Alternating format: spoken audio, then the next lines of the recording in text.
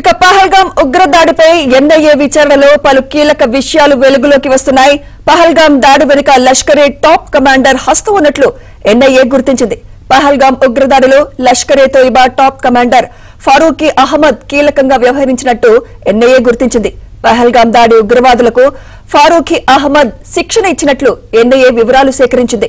గత 2 ఏళ్లలో కశ్మీర్లో దాడులకు ఫారూఖీ అహ్మద్ సహాయం చేసినట్లు కూడా ఎన్ఐఏ గుర్తించింది. ప్రస్తుతం పాక్ లో స్థిరపడిన ఫారూఖీ కశ్మీర్లోని తన నెట్వర్క్ తో సంబంధాలు పెట్టుకునేందుకు సెక్యూరిటీ కమ్యూనికేషన్ యాప్స్ ఉపయోగిస్తున్నట్లు సమాచారం.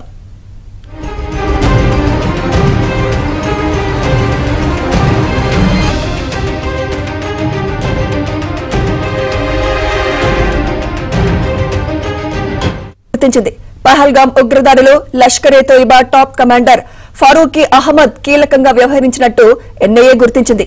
పహల్గాం దాడి ఉగ్రవాదులకు ఫారూఖీ అహ్మద్ శిక్షణ ఇచ్చినట్లు ఎన్ఐఏ వివరాలు సేకరించింది. గత 2 ఏళ్లలో కశ్మీర్లో దాడులకు ఫారూఖీ అహ్మద్ సహాయం చేసినట్లు కూడా ఎన్ఐఏ గుర్తించింది. ప్రస్తుతం పాక్ లో స్థిరపడిన ఫారూఖీ కశ్మీర్లోని తన నెట్వర్క్ తో సంబంధాలు పెట్టుకునేందుకు సెక్యూరిటీ కమ్యూనికేషన్ యాప్స్ ఉపయోగిస్తున్నట్లు సమాచారం.